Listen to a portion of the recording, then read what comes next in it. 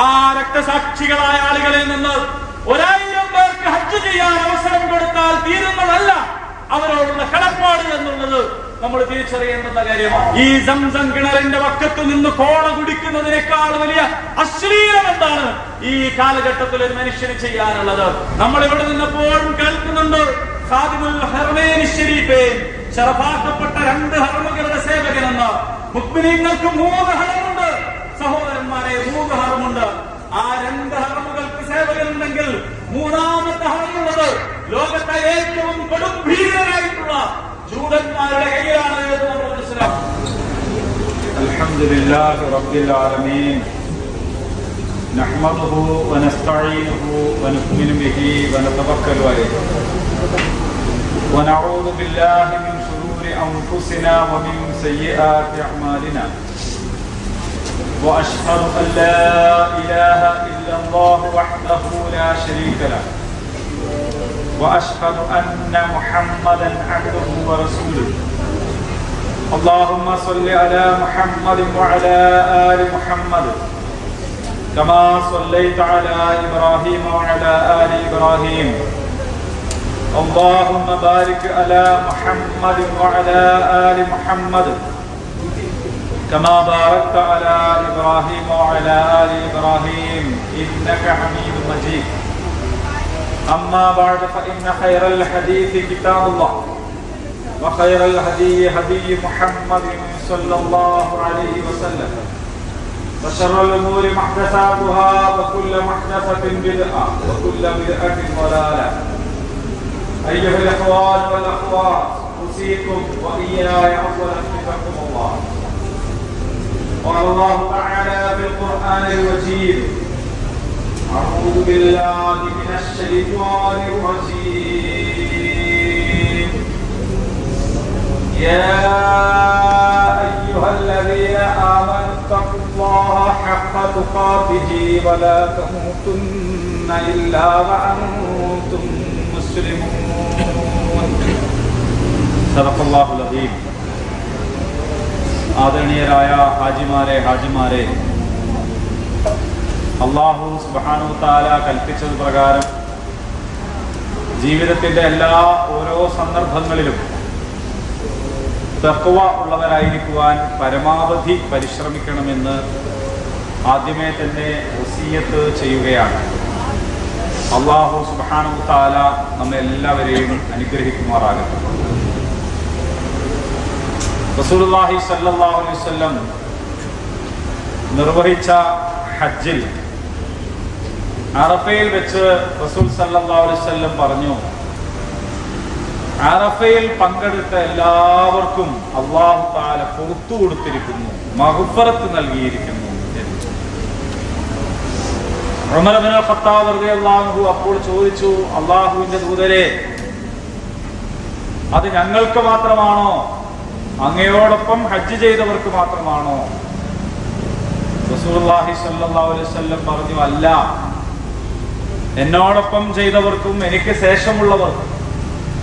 ആരൊക്കെയാണോ അറഫയിൽ സംഗമിക്കുന്നത് അവർക്കെല്ലാം അല്ലാഹു സുബ്ഹാനഹു വ തആല മഗ്ഫിറത്ത് നൽകിയിരിക്കുന്നു എന്നാണ്. അങ്ങനെ മഗ്ഫിറത്ത് ലഭിച്ച മുത്തഖീങ്ങളിൽ മബ്റൂറായ ഹജ്ജ് നിർവഹിച്ചവരിൽ അല്ലാഹു റബ്ബുൽ ഇസ്സത്ത് നമ്മെ എല്ലാവരെയും ഉൾപ്പെടുത്തി അനുഗ്രഹിക്കുമാറാകട്ടെ. നമ്മുടെ പ്രാർത്ഥനകൾ അല്ലാഹു കബൂൽ ചെയ്യുമാറാകട്ടെ. നമ്മുടെ ആഗ്രഹങ്ങളിൽ സ്വാലിഹായ അല്ലാഹു സഫലീകരിച്ചു തരുമാറാകട്ടെ. അല്ലാഹുവിന്റെ വിളിക്കുത്തരം നൽകിക്കൊണ്ടാണ് നമ്മൾ വന്നത്. ലബ്ബൈക് അല്ലാഹുമ്മ ലബ്ബൈക് ലബ്ബൈക് ലാ ശരീക ലക ലബ്ബൈക് ഇന്നൽ ഹംദ വന്നിഅമത ലക വൽ മുൽക് ലാ ശരീക ലക. ജീവിതത്തിൽ ഉടനീളം ഇനി അല്ലാഹുവിന്റെ വിളിക്ക് ഉത്തരം നൽകാൻ സന്നദ്ധരാണ് എന്ന് പ്രഖ്യാപിച്ചുകൊണ്ടാണ് നമ്മൾ വന്നത്. അത് നമ്മുടെ ഒരു വഅദയാണ്. നമ്മുടെ സൃഷ്ടാവായ അല്ലാഹു തആലയോടുള്ള ഈ വഅദ പാലിക്കാൻ നമ്മളെല്ലാവരും ഇനിയുള്ള സന്ദർഭങ്ങളിൽ പരിശ്രമിക്കണം. അതിന് ഈമാൻ വേണം, ഇൽമു വേണം, അതിന് അല്ലാഹു സുബ്ഹാനഹു തആലയുടെ തൗഫീഖ് വേണം. റഹ്മാനായ റബ്ബ് നമുക്ക് അത് നൽകി അനുഗ്രഹിക്കുമാറാകട്ടെ. അറഫ വലിയൊരു തിരിച്ചറിവിന്റെ സ്ഥലമാണ്, തിരിച്ചറിവിന്റെ ദിവസമാണ്.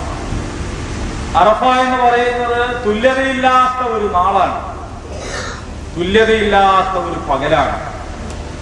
ആ തുല്യമായ പകലിൽ നമ്മളെവിടെ എത്തിച്ച പ്രപഞ്ചനാഥന് എത്ര എത്ര ശുക്ർ ചെയ്താലാണ് മതിയാവുക. അൽഹംദുലില്ലാഹി റബ്ബിൽ ആലമീൻ. ഖലീലുല്ലാഹി ഇബ്രാഹിം അലൈഹിസ്സലാം, ഖലീലുല്ലാഹി ഇബ്രാഹിം അലൈഹിസ്സലാം നമ്മുടെ മാതൃകയാണ്, മില്ലത്താണ് എന്ന് പരിശുദ്ധ ഖുർആൻ നമ്മളോട് പറയുന്നുണ്ട്. അള്ളാഹുവിന്റെ വിളിക്കുത്തരം നൽകി വന്ന നമ്മൾ ഓരോരുത്തരും ബാങ്കാകുന്ന വിളിക്ക് ഉത്തരം നൽകേണ്ടവരാണ്. ഹയ്യാലസ്വലാ. അള്ളാഹുവിന്റെ നിയമം എന്ന നിലക്ക് റമദാനിലെ നോമ്പ് യാതൊരു കുറവും വരുത്താതെ നോറ്റുവീട്ടേണ്ടവരാണ്. സകാത്ത് വളരെ കൃത്യമായി കൊടുത്തു വീട്ടേണ്ടവരാണ്. ലിസ്സകാത്തി ഫാഇലൂൻ. ആ സകാത്ത് കൊടുത്തു വീട്ടുക മാത്രമല്ല, അതിന്റെ പ്രവർത്തകരായി മാറുന്നവരാണ് വിജയികളെന്ന് അല്ലാഹു സുബ്ഹാനഹു വ തആല പറഞ്ഞിട്ടുണ്ട്. അതിൽ ഉൾപ്പെടേണ്ടവരാണ്. യാ അയ്യുഹല്ലദീന ആമനൂ ദ്കുറുല്ലാഹ ദിക്റൻ കസീറ വസബ്ബിഹൂഹു ബുക്റതൻ വാസീല. അല്ലയോ മുഅ്മിനീങ്ങളെ, നിങ്ങൾ അല്ലാഹുവിനെ ധാരാളമായി സ്മരിക്കുകയും രാവിലെയും വൈകുന്നേരവും അവന് തസ്ബീഹ് ചെയ്യുകയും ചെയ്യുക. ഇത് അല്ലാഹുവിന്റെ വിളിയാണ്.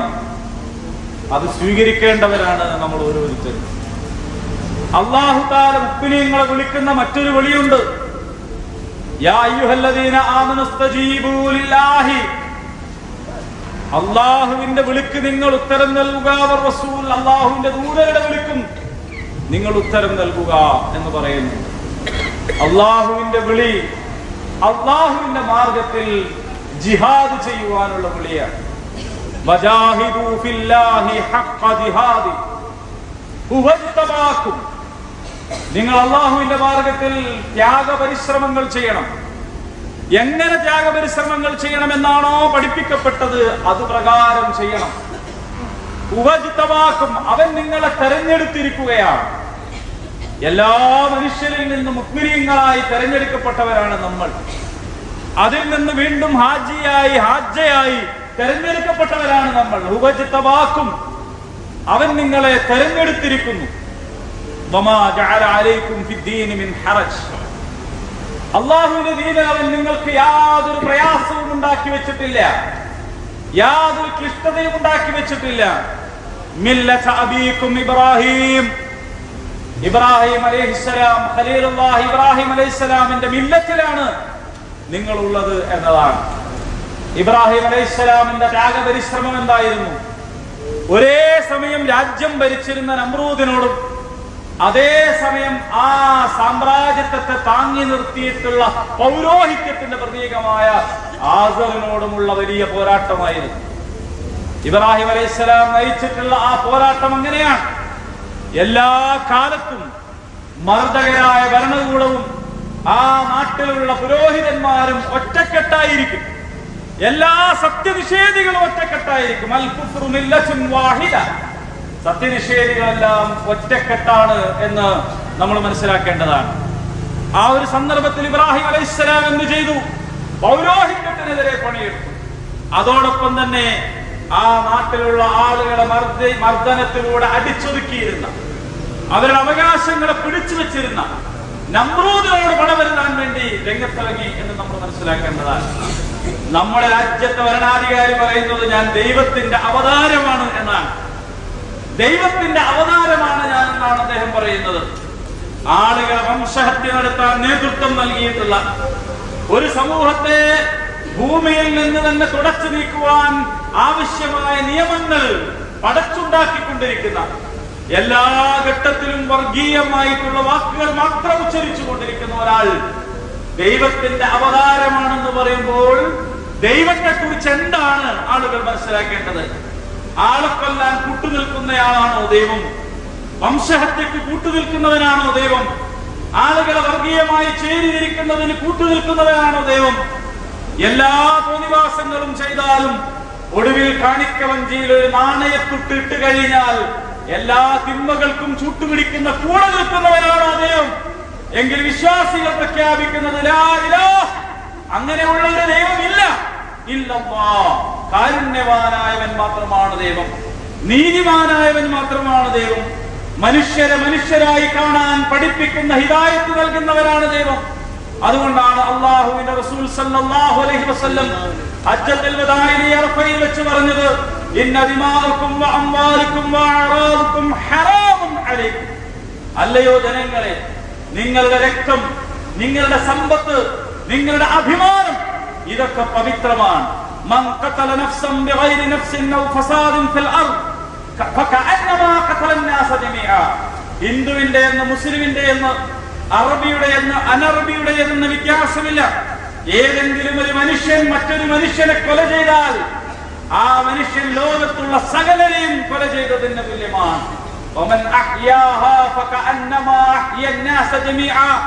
ആരെങ്കിലും ഒരാളുടെ ജീവൻ രക്ഷപ്പെടുത്തിയാലോ അയാൾ ലോകത്തുള്ള എല്ലാവരുടെയും ജീവൻ രക്ഷപ്പെടുത്തിയതിന് തുല്യമാണ് എന്ന് പഠിപ്പിക്കുന്ന അത്യുന്നതമായ മാനവികതയാണ് യഥാർത്ഥത്തിൽ ഇലാഹ് പഠിപ്പിച്ചു തരുന്നത്. അതുകൊണ്ട് ദൈവം എന്നത്, ഇലാഹ് എന്നത്, പടച്ചതമ്പുരാൻ എന്നത്, ഈശ്വരൻ എന്നത്, അള്ളാഹു എന്നത് ആളെ കൊല്ലുന്നവരുടെ പക്ഷത്ത് നിൽക്കുന്നവനല്ല.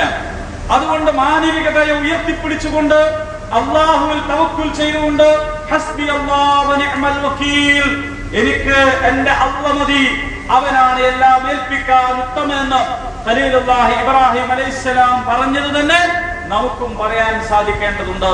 നമ്മുടെ ചുറ്റുപാടുകളിലേക്ക് നമ്മൾ നോക്കുക. ലോകത്തിന്റെ നാനാഭാഗത്തു നിന്ന് വിശ്വാസികൾ വന്ന് ഇതാ ഇവിടെ ക്യാമ്പ് ചെയ്തിരിക്കുകയാണ്, തമ്പടിച്ചിരിക്കുകയാണ്. എവിടെയാണ് തമ്പടിച്ചത്?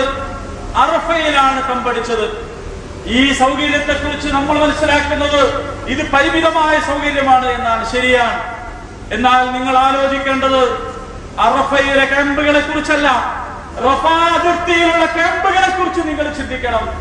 റഫാ അതിർത്തിയിലുള്ള ക്യാമ്പുകളിലേക്ക് ഇസ്രായേലിന്റെ നരാധമന്മാര് വലിയ തീബോംബുകൾ വർഷിച്ച് അവിടെയുള്ള നമ്മുടെ സഹോദരി സഹോദരന്മാര് പച്ചക്ക് കത്തിക്കൊണ്ടിരിക്കുകയാണ്. ഈ സന്ദർഭത്തിൽ നിന്ന് നമ്മൾ മനസ്സിലാക്കണം, അവരെ ഓർമ്മിക്കാതെ നമുക്ക് അറഫയിൽ നിന്ന് മുന്നോട്ട് പോകാൻ സാധ്യമല്ല. സമാധാനത്തിന്റെ ഒലിവിജില്ലകളെയും സമാധാനത്തിന്റെ വെള്ളരിപ്രാവുകളുടെ ചിറക് ഒതുക്കിക്കൊണ്ട് അതിനെ അരിഞ്ഞുകൊണ്ട് ലോകത്ത് കാട്ടാട്ടം നടത്തിക്കൊണ്ടിരിക്കുന്ന അമേരിക്കയുടെ പിന്തുണയോടുകൂടി ഇസ്രായേൽ നടത്തിക്കൊണ്ടിരിക്കുന്ന ഈ വലിയ കാട്ടാളത്തെ കുറിച്ച് ഓർമ്മിക്കാതെ നമുക്ക് മുന്നോട്ട് പോകാൻ കഴിയില്ല. ആ രക്തസാക്ഷികളായ ആളുകളിൽ നിന്ന് 1000 പേർക്ക് ഹജ്ജ് ചെയ്യാൻ അവസരം കൊടുത്താൽ തീരുന്നതല്ല അവരോടുള്ള കടപ്പാട് എന്നുള്ളത് നമ്മൾ തിരിച്ചറിയേണ്ടുന്ന കാര്യമാണ്. അവർ പിറന്ന മണ്ണിൽ ജീവിക്കുവാനുള്ള സ്വാതന്ത്ര്യം ലഭിക്കണം.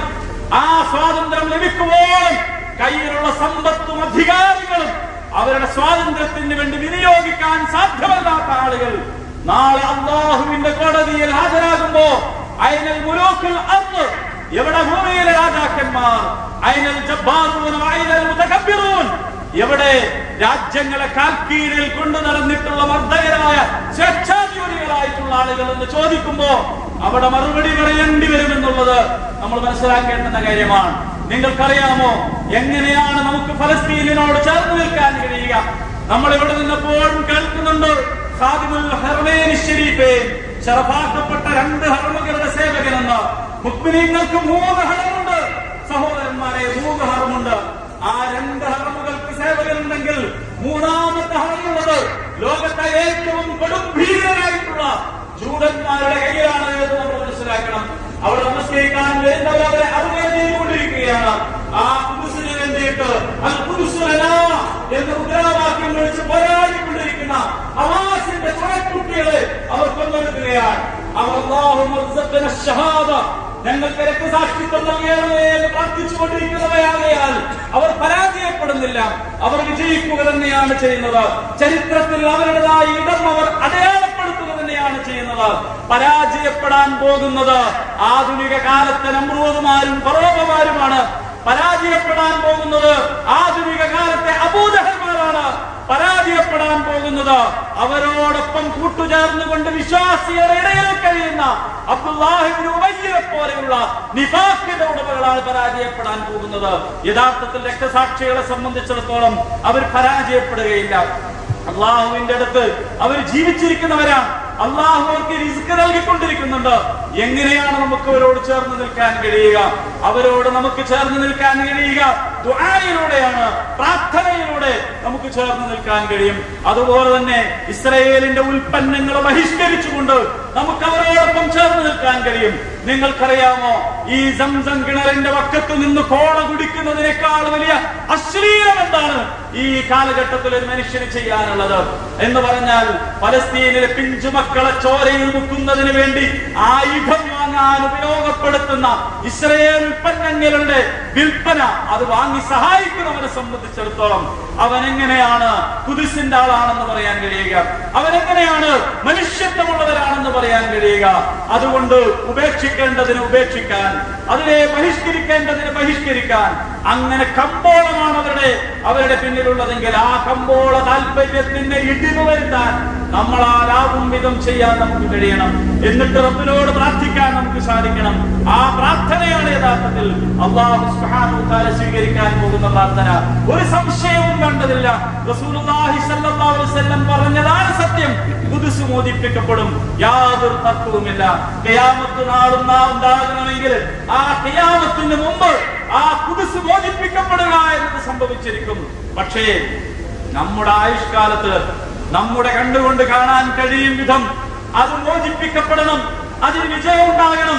ഇതിനു വേണ്ടിയാണ് നമ്മൾ പ്രാർത്ഥിച്ചു കൊണ്ടിരിക്കേണ്ടത്.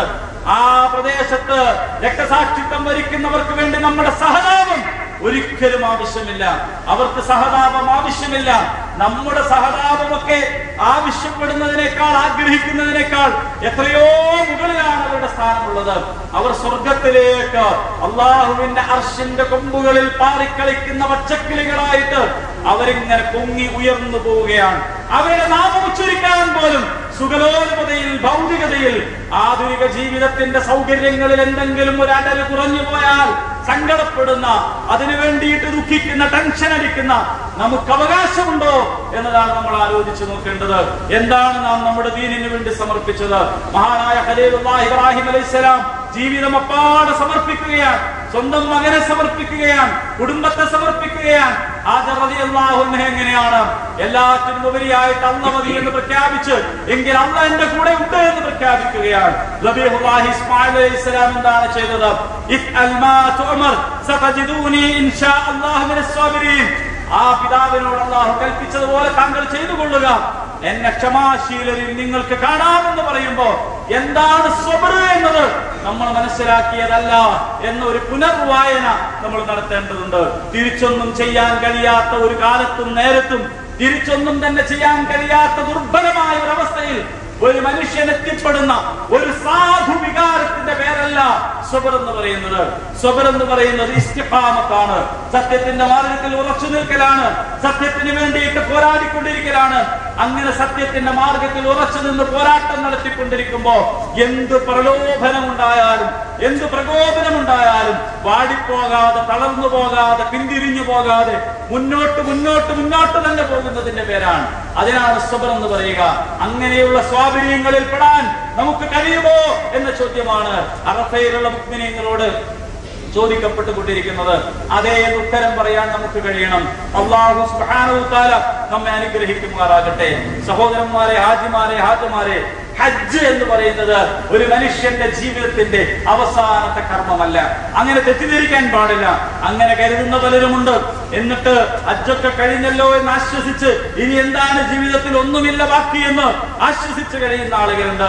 നമ്മൾ മനസ്സിലാക്കണം, റസൂലുള്ളാഹി സ്വല്ലല്ലാഹു അലൈഹി വസല്ലമയുടെ കൂടെ ഹജ്ജ് ചെയ്തിരുന്ന ആളുകൾ 1.25 ലക്ഷത്തോളം ആളുകൾ ഉണ്ടായിരുന്നു എന്ന് പറയപ്പെടുകയാണ്. ആ 1.25 ലക്ഷത്തോളം ആളുകൾ റസൂലുള്ളാഹി സ്വല്ലല്ലാഹു അലൈഹി വസല്ലമയുടെ കൂടെ ഹജ്ജ് നിർവഹിച്ചിട്ട് ജബലുർ റഹ്മയുടെ താഴ്വാരത്ത് നിന്ന് റസൂലുള്ളാഹിന്റെ കൽപ്പന കേട്ടിട്ട്, നിർദ്ദേശങ്ങൾ കേട്ടിട്ട്, പ്രസംഗം കേട്ടിട്ട് പിരിഞ്ഞു പോയി മക്കയിലും മദീനയിലുമായിട്ട് മരിച്ചു പോവുകയായിരുന്നില്ല എന്ന് നമ്മൾ മനസ്സിലാക്കേണ്ടതാണ്. എവിടെ 1.25 ലക്ഷത്തോളം ആളുകളുടെ ഖബറുകൾ, സഹാബിമാരുടെ ഖബറുകൾ മക്കയിലും മദീനയിലും ഇല്ല. എന്താണ് അവർ ചെയ്തത്? അവർ ഹജ്ജ് കർമ്മത്തിന് ശേഷം ഈ പ്രദേശത്ത് നിന്ന് മുക്മിനീങ്ങൾ എന്നുള്ള നിലയിലുള്ള ഉത്തരവാദിത്തങ്ങളെ ഏറ്റെടുത്തുകൊണ്ട് അവർ അവരുടെ കല്ലേറിന് ഹജ്ജ് കർമ്മത്തിന് ശേഷം പിതാവിന്റെ തവാഫ് ചെയ്തുകൊണ്ട് ലോകത്തിന്റെ വിവിധ ഭാഗങ്ങളിലേക്ക് പോവുകയാണ് ചെയ്തത്. അള്ളാഹുവിന്റെ ദീനിന് വേണ്ടി പണിയെടുക്കാൻ ആരോരുമില്ലാത്ത കൊടുങ്ങല്ലൂരില്, ചൈനയില്, ആഫ്രിക്കയില്, അമേരിക്കൻ നാടുകളില്, അങ്ങനെ ലോകത്തിന്റെ വിവിധ നാടുകളിലേക്ക് അവർ പോവുകയാണ്. അവരുടെ വാഹനം ഓടിച്ചു പോവുകയാണ്. തിരിച്ചു വരുമെന്ന പ്രതീക്ഷയില്ലാതെ ലക്ഷം മടങ്ങ് പ്രതിഫലം കിട്ടുന്ന പരിശുദ്ധ ഹറമിനെ ഉപേക്ഷിച്ചുകൊണ്ട് അവർ പോയതാണ്. റസൂലുള്ളാഹി സ്വല്ലല്ലാഹു അലൈഹി വസല്ലമയുടെ കൂടെ 5 നേരം മസ്ജിദുൻ നബവിയിൽ നമസ്കരിക്കാൻ റൗളയിലിരിക്കാനുള്ള അവസരം വേണ്ടെന്ന് വെച്ച് പോയതാണ്.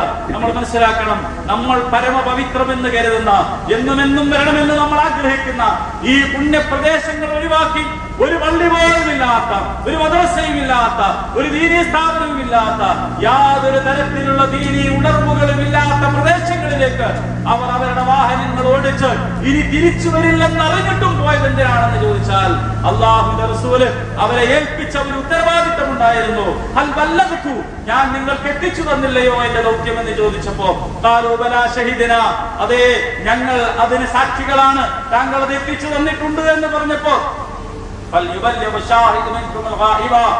എങ്കിൽ ഷാഹിദായ ആളുകൾ, ഗായിബായ ആളുകൾക്ക് അത് എത്തിച്ചു കൊടുക്കണമെന്ന് റസൂലുള്ളാഹി സ്വല്ലല്ലാഹു അലൈഹി വസല്ലം. സഹോദരന്മാരെ, ഈ അറഫയിൽ വെച്ചാണ് ആ ദൗത്യം മുഅ്മിനീങ്ങളെ ഏൽപ്പിക്കുന്നത്. അംബിയാ മുർസലീങ്ങളുടെ വരവ് നിലച്ചിരിക്കുന്നു, വഹി നിലച്ചിരിക്കുന്നു. ഖാതമുൻ നബിയ്യീൻ, അവസാനത്തെ തിരുദൂതർ സല്ലല്ലാഹു അലൈഹി വസല്ലമയുടെ വഫാത്തോടുകൂടി ഇനി വഹിയില്ല, ഇനി നബിമാര് വരാനില്ല.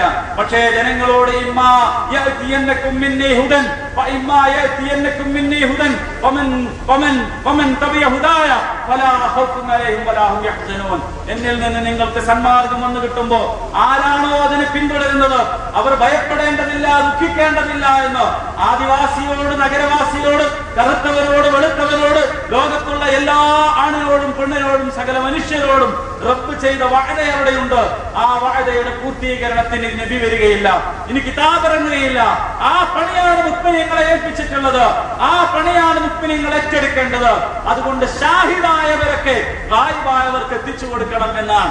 ആരാണ് ഷാഹിദായ ആളുകൾ എന്നറിയുമോ? അശ്ഹദു അല്ലാ ഇലാഹ ഇല്ലല്ലാഹ് എന്ന് പറഞ്ഞ ആളുകളാണ്. നമ്മുടെ ഷഹാദത്ത് അർത്ഥപൂർണമാകണമെങ്കിൽ, അശ്ഹദു എന്ന് നമ്മൾ പറയുന്നത് യാഥാർത്ഥ്യമുള്ളതാകണമെങ്കിൽ, ആത്മാർത്ഥതയുള്ളതാകണമെങ്കിൽ ഈ ഒരു ദൗത്യം നമ്മൾ ഏറ്റെടുത്ത് നിർവഹിക്കേണ്ടതുണ്ട്.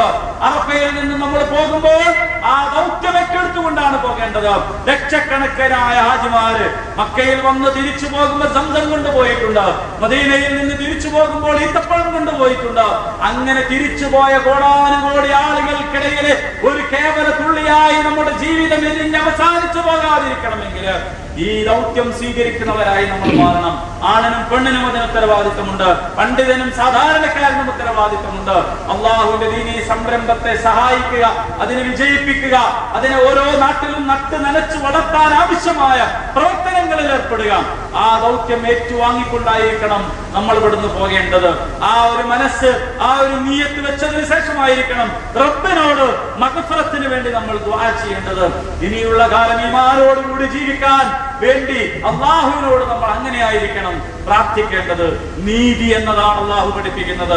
പക്ഷപാതിത്വങ്ങൾക്കപ്പുറത്ത്, വർഗീയതയില്ലാത്ത, സാമുദായികതയില്ലാത്ത, പക്ഷപാതിത്വങ്ങളില്ലാത്ത, യാതൊരു തരത്തിലുള്ള പക്ഷപാതിത്വവും സങ്കുചിതത്വവും ഇല്ലാത്ത, മനുഷ്യനെ മനുഷ്യനായി കാണുന്ന, മനുഷ്യനോട് പെരുമാറേണ്ടതുപോലെ പെരുമാറുന്ന മാനവികതയുടെ ദർശനമാണ് ഇസ്ലാം എന്ന് പറയുന്നത്. അതിന്റെ വക്താക്കളായി തീരാൻ നമുക്ക് കഴിയണം. അതായിരിക്കണം നമ്മൾ ജനങ്ങൾക്ക് പകർന്നു കൊടുക്കേണ്ടത്.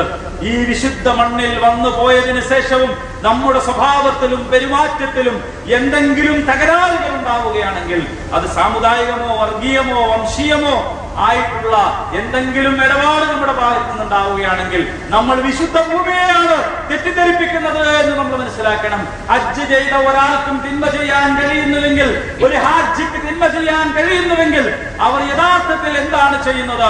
ഈ വിശുദ്ധ ഹറമുകളെ അപകീർത്തിപ്പെടുത്തുകയാണ് ചെയ്യുന്നത് എന്ന് നമ്മൾ മനസ്സിലാക്കണം. വലിയ ഉത്തരവാദിത്തമാണ് നമ്മൾ എടുത്തു തലയിൽ വെച്ചിട്ടുള്ളത്. ഹജ്ജിന് പോയി വന്നതിന് ശേഷമുള്ള വ്യക്തിയെ കണ്ടിട്ട് ഹജ്ജിനെ കുറിച്ച് പഠിക്കാൻ, ഇസ്ലാമിനെ കുറിച്ച് പഠിക്കാൻ, റസൂലുള്ളാഹി സ്വല്ലല്ലാഹു അലൈഹി വസല്ലമയെ കുറിച്ച് പഠിക്കാൻ പ്രചോദനം ഉണ്ടാകും വിധമായിരിക്കണം ഇനിമേൽ നമ്മുടെ പെരുമാറ്റം. അതുകൊണ്ട് നമ്മുടെ കോപത്തെ നമ്മൾ നിയന്ത്രിച്ചേ മതിയാകൂ. അതുകൊണ്ട് എടുത്തുചാട്ടത്തെ നിയന്ത്രിച്ചേ മതിയാകൂ. തെറ്റിദ്ധാരണകളെ നിയന്ത്രിച്ചേ മതിയാകൂ. നിജസ്ഥിതി അറിയാത്തതിന്റെ പിന്നാലെ പോകുന്നതിന്റെ ആ ഒരു സ്വഭാവ വൈകല്യത്തെ നമ്മൾ ഒഴിവാക്കിയേ മതിയാകൂ.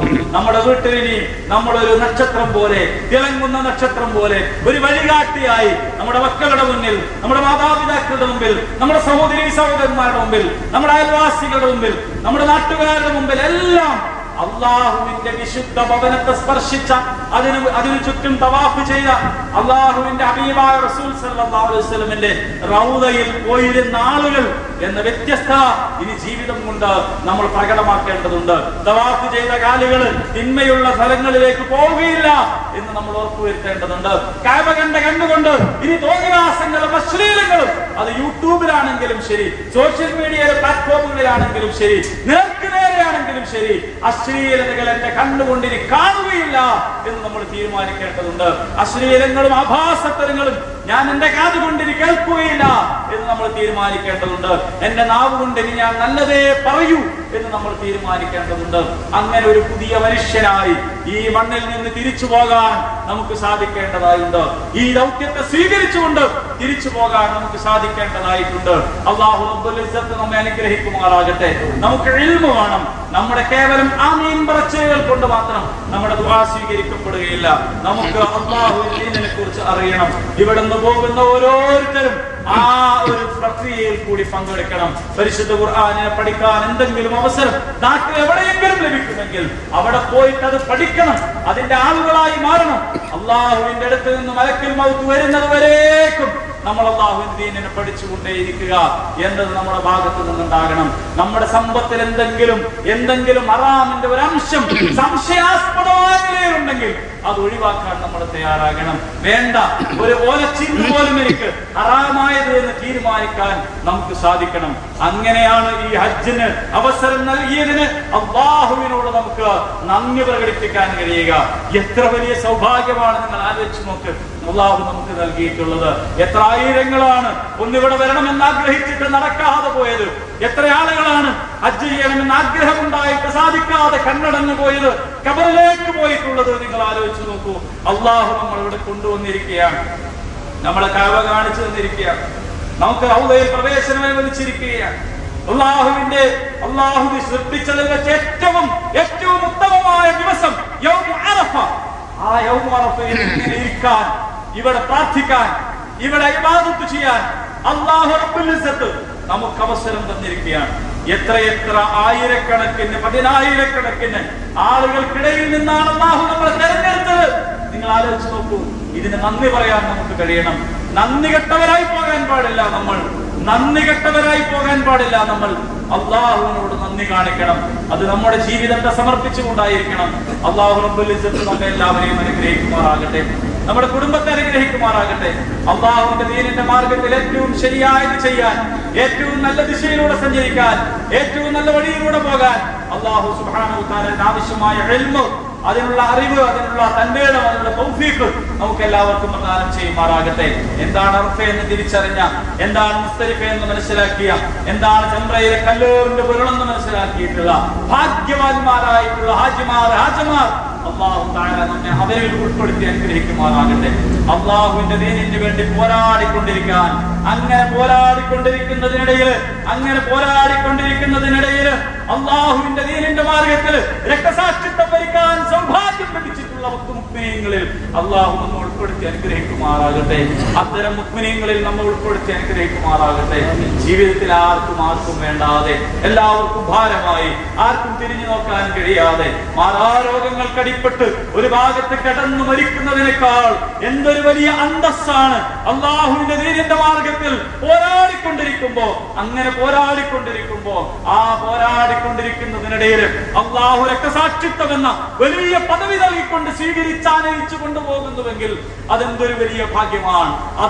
അത് ഒരുപാട് ശുഹദാക്കൾക്ക്, ബദരീങ്ങൾക്ക്, ഉഹദിലെ ശുഹദാക്കൾക്ക് ഒക്കെ ലഭിച്ചിട്ടുള്ള വലിയ ഭാഗ്യമാണ്.